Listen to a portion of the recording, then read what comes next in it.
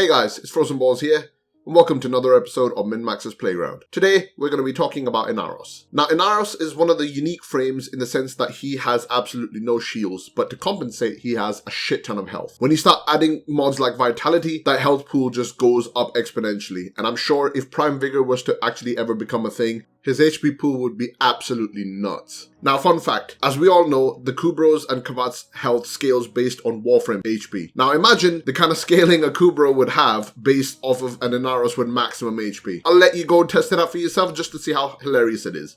Now, I know a lot of people will be concerned that Inaros has no shields, so survivability would be an issue, but it's really not. The simple reason for this is because he's got such a high amount of HP, you can actually stack it up with Vitality, and on top of that, every single ability that he has is built around Lifesteal. Combine this with a Lifestrike melee weapon, or a Lifesteal Furus, or even combine it with something like Mediray from Sentinels, or Arcane Grace. That's a lot of health regen which you can get. You can make him even further tankier by adding on Quick Thinking, Rage, and Prime Flow. Having said that, let's jump right into it and let's talk about the first build, which is the tanky Inaros build.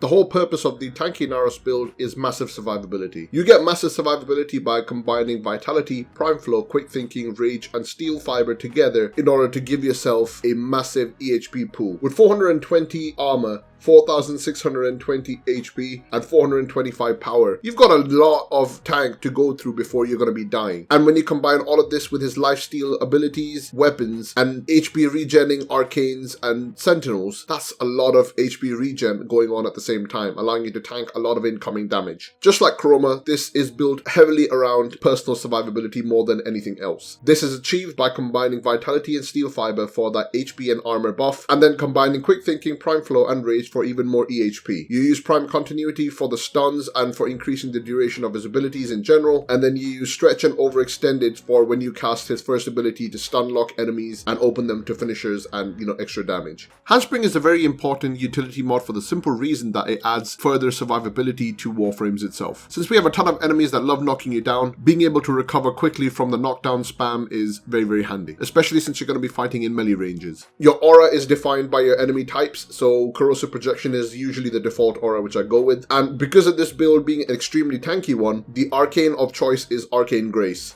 Arcane Pulse is wasted on Inaros because he has no ability to generate HP orbs, in which case you use Arcane Grace for constant HP regen, and for the second Arcane you can either go with Double Grace or you can put on Arcane Grace plus Energize. Energize feeds the Quick Thinking tank and Arcane Grace feeds the HP tank. There's one other alternative you can go with. Arcane Grace is kind of important for the HP regen aspect itself. Instead of using Arcane Energize, you can use Arcane Trickery. Since Inaros' first ability opens enemies to finishers, combine this with a covert Lethality Dagger, you have the ability to clear out high-level enemies as well, while being invisible at the same time. In terms of focus schools, Naramon is going to be the choice for this particular frame because you can combine this with melee weapons and just keep dishing out that damage while having your high survivability at the same time. In terms of gameplay, the build is pretty straightforward to use, but there are a couple of things which you need to remember. Before you start any mission, make sure you hold down your 4 and fully charge your armor up. Since Inaros' base armor is 200, charging up your ult gives you 200 more armor on top. Combine this with Steel Fiber, it basically increases your armor to 620. The reason for this is because the bonus armor is additive to the base armor of Inaros. This will reduce your HP, but that is easily regained by using Desiccate plus finishers to regain all of your HP back up again. After that, it's just, going balls to the wall crazy and just murdering everything. The second build is an interesting build. This build combines survivability with crowd control, and when you throw in a Covert Lethality Dagger, you can kill an enemy regardless of their level. As we know, Desiccate stuns enemies and opens them to finishers. Covert Lethality takes advantage of this and insta-kills enemies regardless of what type of enemy they are. Since you're going to be doing finishers, you're going to be regenerating your HP as well at the same time, so if you take damage, you can regen all your HP back up. The entire build revolves around the idea of crowd control and finishers. You can technically use any melee weapon for finishers, but Covert Lethality daggers tend to work the best. Since this build revolves heavily around finishers, Arcane Trickery is one of the best arcanes which you can go with, which is why the whole topic of Arcane Trickery plus Grace works exceedingly well for Inaros. In terms of focus schools, Zenurk is the one to go with. Since you're not going to be invisible through Naramon but through Arcane Trickery, you're not necessarily going to be tanking that much, but at the same time you still have the ability to tank should you take any damage.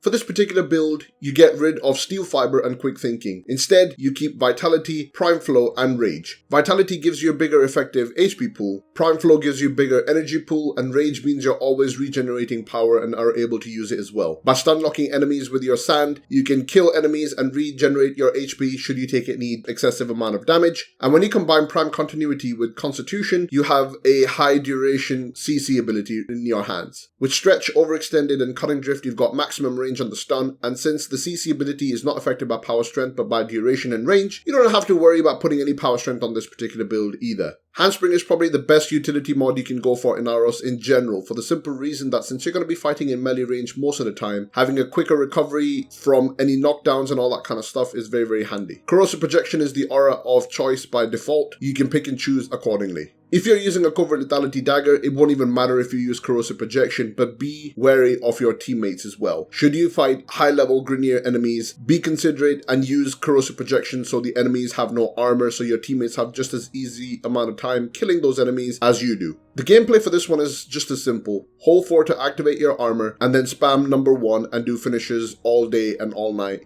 killing all those enemies regardless of their level. Since you'll be doing more than enough finishers, your Arcane Trickery will be proccing constantly and you don't have to worry about survivability there. But should you need it, Vitality is there to kind of hold you as a oh shit button.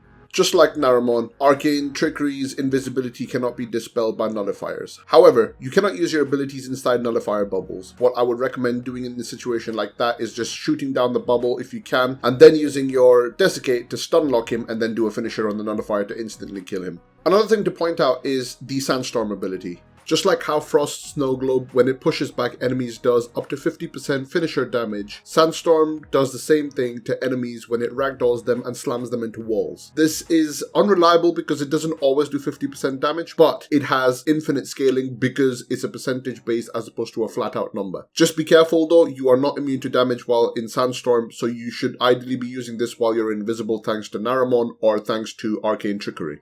Those are the two main builds for Inaros. To be honest, even though there are 2 builds there mentioned, my main build is the CC build just because of the utility and the damage potential that brings to the table. Combining the lifesteal aspect of his abilities with a Covert Lethality Dagger and then adding on top Naramon or Arcane Trickery just makes Inaros a killing machine. And again, thanks to Covert Lethality, he's got endless scaling. There are people who enjoy the tanky Inaros build, so to cover all bases, I made sure I mentioned that one as well. Thank you very much for watching, guys. As usual, it is Frozenballz. If you enjoyed what you saw, make sure you leave a like, a comment, a subscribe, and I'll see you guys in the next one.